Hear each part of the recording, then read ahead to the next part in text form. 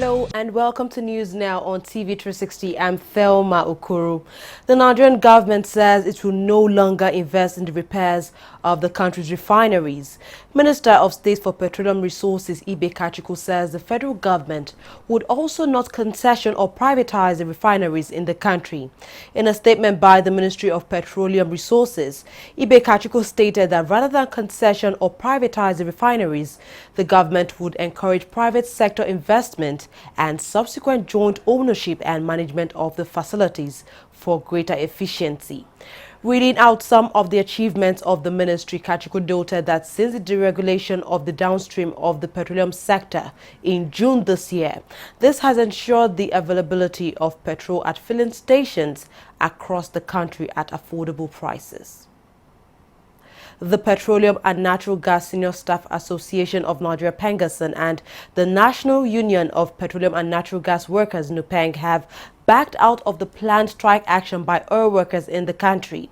This decision comes as after the unions met with the Minister of State for Petroleum Resources, Ibe Kachiko, in Abuja, the nation's capital. The two major oil workers' unions in the oil and gas industry had threatened to embark on a 3-day nationwide strike action by January 9, 2017 over what they termed anti-labor practices by international oil companies in the country.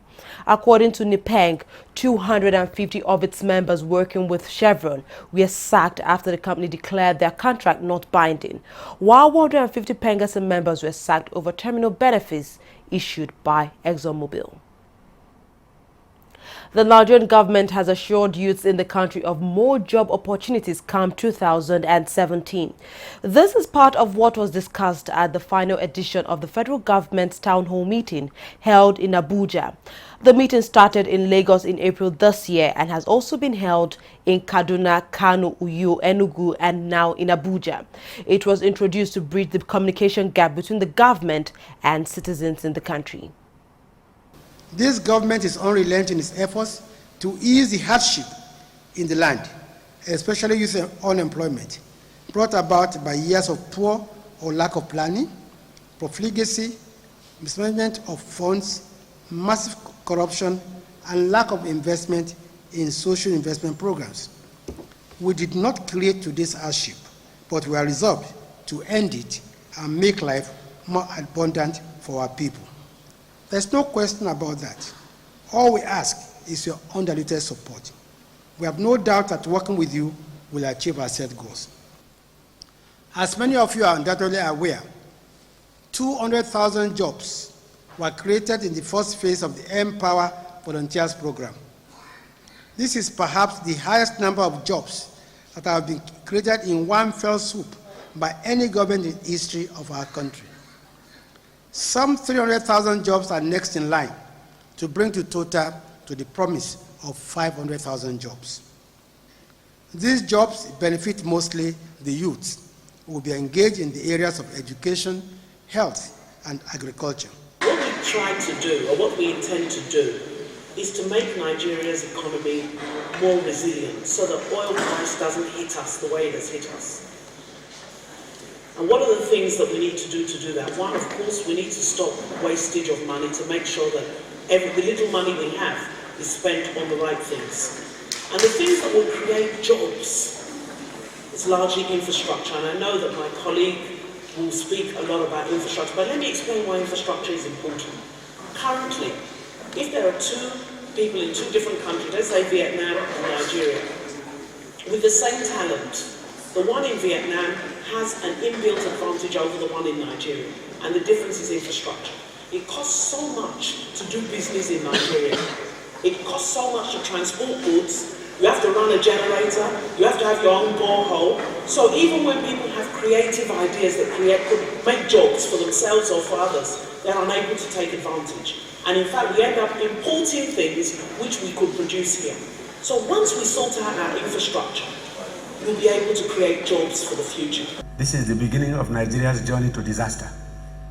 What we are in now was going to come anyway, whichever government was in power, because we've run out of cash. They've taken all our foreign exchange. Now I have prime ministers flying in from foreign countries to meet me here, saying to me they don't like the idea that Nigeria is no longer importing stock fish. Why have we stopped? We are spoiling their economies. You go to Dubai, they are complaining the shops have closed because Nigerians are no longer shopping. All that wealth, the $22 billion, belongs to you. And I'm saying so because if you create these things and feed yourselves, the money circulates here. Imagine if every Nigerian was to eat only 500 naira worth of food per day, times 200 million. And that money is circulating between you, the farmers, the processors, the marketers. Why should you complain of poverty? You will be among the richest young men anywhere in the world. Now we have a market here of close to 200 million. By the time the next census comes, we'll have the figures. You also have 100 million Africans from West Africa, North, Central Africa, buying food in Nigeria now. By 2013, when privatization took place in November, we had run electricity as a government undertaking from beginning to end for 63 years. Now, in those 63 years, did everybody have a meter? Hello? So, we couldn't meter everybody as government in 63 years.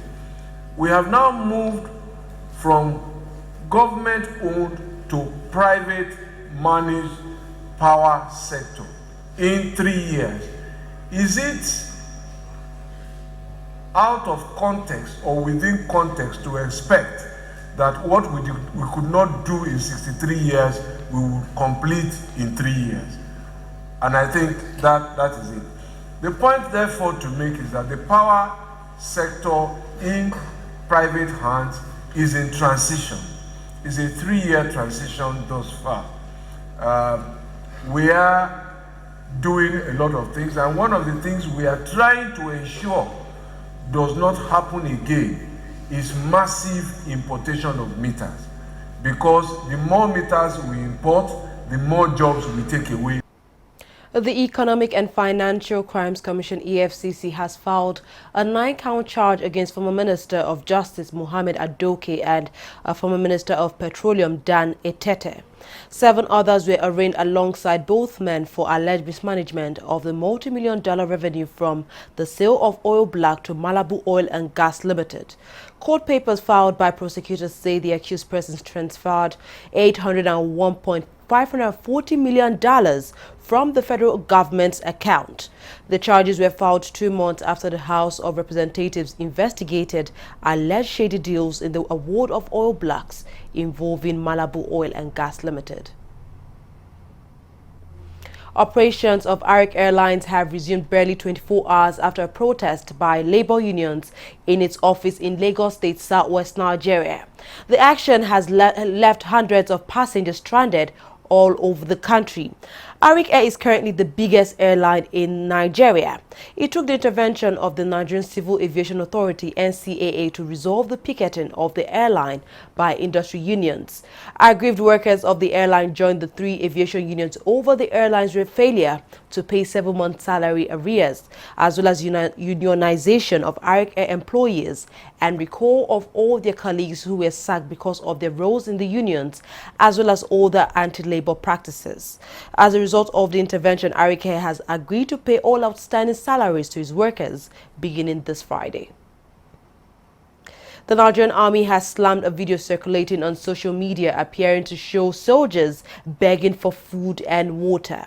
In a statement released, the Army said the video clip was shot more than 6 months ago by some mischievous soldiers when 29 Task Force Brigade captured Argano Forest in Borno State, northeast Nigeria. The Army said, quote, "It is disheartening that some mischievous elements have now decided to circulate the video, creating the false impression that it is a recent occurrence," end of quote. The Army says the matter was conclusively investigated at the time several months ago. No fewer than 10 communities situated on the Ibeno shoreline in Akwa Ibom State, southern Nigeria, have been affected by fresh oil spills. According to reports, the spill was caused by an oil pipeline owned by American giant oil facility ExxonMobil. In an interview with newsmen, a youth leader in the community, Godwin Roberts, who is the secretary of Ulok People's Assembly, said that the oil spill case was the 6th this year and is destroying its environment. He attributed the case of the oil spill to the recent repairs of pipeline destroyed by the Niger Delta Avengers some months ago. The Ogun State government has confirmed a new case of Lassa fever in the state in southwest Nigeria. The disease reportedly claimed the life of an assistant chief nursing officer at the Federal Medical Center, Idiaraba, in Abeokuta, which is the state's capital. Now, the incident was confirmed on Tuesday by the Ogun State Commissioner for Health, Babatunde Ikpaye. Ikpaye said that about 196 primary contacts with the victim and possible secondary contacts were being monitored with a view to keeping a tab on them. The Independent Petroleum Marketers Association of Nigeria, IPMAN, in Kano State has threatened to embark on a strike action over alleged non-payment of 18 months' salary to its members. The body said the non-payment of the claims, which amounted to between 6 billion naira and 7 billion naira, had affected the businesses of their members, who usually transport petroleum products from Lagos, Calabar, Warri and Port Harcourt. According to IPMAN, in spite of several promises made by the federal government to fund and pay the outstanding claims, it had not fulfilled the promise. The organization called on the President Muhammad Buhari to intervene on the issue to prevent another fuel crisis in the state and eventually in the country. The National Budget Office says it intends to use about 250 billion naira out of the funds recovered from corrupt officials to finance the 2017 budget. Ben Akabweze, who is the Director General of the office, disclosed this while fielding questions from reporters at the presidential villa in Abuja. Akabweze said 72 billion naira of the money had already been recovered from foreign agencies. The Attorney General of the Federation and Minister of Justice, Abubakar Malami, has begun investigations into various allegations against some top federal government officials as directed by the President Muhammad Buhari. The President had in a statement ordered the probe of some of its top government officials following allegations of corruption in the system. The statement, however, did not reveal the identity of the officials who will be under investigation. However, it comes days after the Senate called for the resignation of the Secretary to the Government of the Federation, Babachir Lawal, and also refused to confirm the acting chairman of the EFCC, Ibrahim Magu, on allegations of corruption.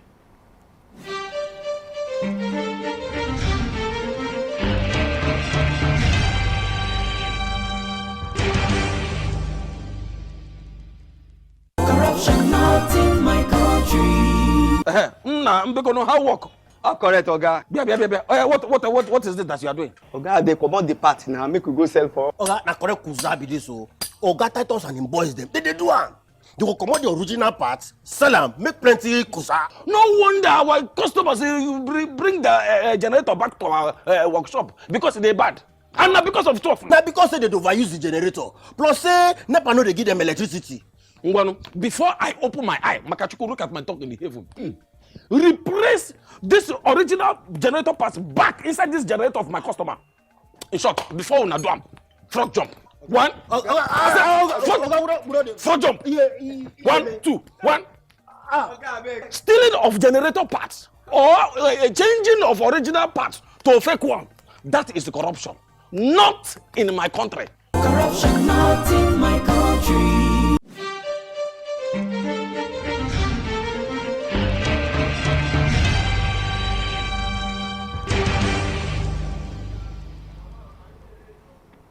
The Standard Organization of Nigeria has vowed to prosecute importers of fake and substandard goods into the country. Head of Inspection and also the Enforcement Bid Obayi was speaking in Lagos State, southwest Nigeria. Obayi was taking newsmen around some products recently confiscated in its facility. He says the agency will ensure it stamps out smuggling and reduce to the barest minimum the influx of substandard goods in the country.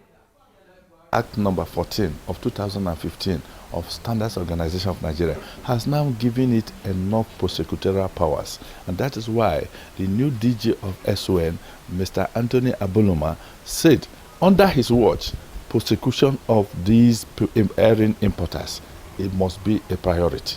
So that he will give examples with them and people will know that the act of SON 2015 is a good act that is out to protect Nigerians. And so Nigerians should abide by that. Please, if you have not seen it, get a copy of the act number 14 of 2015 for Standards Organization of Nigeria. That is enough for you to understand what the DG is talking about. That Son is out to say enough is enough and no more for economic sabotage. Want to do something, do it the way it's supposed to be. Go again, in line with the standard so that the consumer will get value for his money. If I am buying 25 watts, I know that I'm buying 25 watts. Am I buying 15 watts? I will know. And I will now price according to the wattage of that product. But when you write 85 and somebody comes and you give him 85 watts for just 15 watts or 30 watts, it is not acceptable. There is no hiding place for you who are engaged in these substandard products. And anywhere we see it, we will pick it, whether it is here, Port Harcourt or Maiduguri. Anywhere we have any information about any substandard product in this country, he is determined to make sure that the level of substandard products in circulation in Nigeria is reduced to the barest minimum. If possible, eradicate. Nigeria's Minister of Finance, Kemi Adeosun, says the country's central bank would eliminate the hard currency block markets in the country. Currently, the Naira trades around 40% weaker against the US dollar than the official rate at the black market. The Naira tumbled against the US dollar to 490 from 487 recorded last week. This comes as acute shortage of the greenback continues to batter the economy and the country's foreign exchange markets. Just last month, the Central Bank of Nigeria capped prices that bureau de change operators can charge their customers for foreign exchange, effectively pegging the black market rate, with intelligence agents threatening to jail anyone who doesn't comply with CBN's directive. Oil prices rose on Wednesday on expectations of a U.S. crude inventory draw, although trading activity was muted as markets started to wind down ahead of the Christmas weekend. U.S. crude oil futures were trading at $53.73 per barrel, while U.S. Brent crude oil was up 55 cents a barrel. Traders say the higher prices were largely due to an expected reduction in U.S. crude oil inventories, which will be reported late on Wednesday. Gambia's President Yahya Jammeh has vowed not to step down from power after losing the December 1st election to Adama Barrow. Jammeh has condemned the mediation by West African Regional Bloc ECOWAS led by Liberia's President Ellen Johnson Sirleaf and Nigeria's President Muhammad Buhari, as well as all the representatives from global agencies to persuade him to hand over power at the end of his mandate on January 18, 2017. Jammeh initially accepted the result of the election, whose outcome was seen across Africa as a moment of hope. However, on December 9th, he reversed his position and said he would challenge the country's Supreme Court the result of the election and said that the election was riddled with irregularities. An explosion at a fireworks market outside Mexico City has killed at least 31 people. More than 70 others were injured as the blast hit the San Pablito fireworks market, about 20 miles outside the city. Video from the scene showed a large number of fireworks rocketing into the air as they caught fire. Dozens of paramedics and police officials were present at the scene, and the cause of the explosions is still unknown. Nigerian champions Enugu Rangers will on Wednesday know their opponents in next year's CAF Champions League. Enugu Rangers won their first league title in over 32 years after defeating Borno side El Kanemi Warriors 4-0 in their final match of the MPFL season. The team finished on 63 points, which is 3 points ahead of their closest rivals, Rivers United. Both clubs are the country's two representatives in the African Champions League. The draw for the preliminary and first rounds of the CAF Champions League will hold in Cairo, Egypt.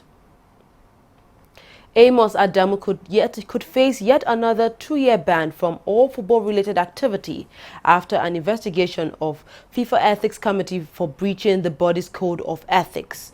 The former FIFA Executive Committee member made a comeback to the game after completing his 3-year ban for demanding £504,000 to influence his vote for the 2018 and 2022 World Cup hosting rights in a sting operation run by the Sunday Telegraph.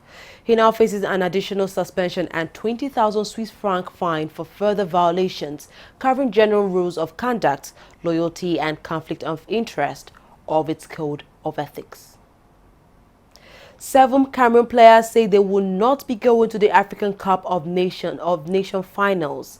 This sets them on a collision course with the country's football federation and a possible ban from playing for their clubs while the tournament is on. Joel Matip of Liverpool is one of the 7 who told coach Hugo Broos that they are not interested in being selected for the tournament in Gabon, which starts on January 14, 2017.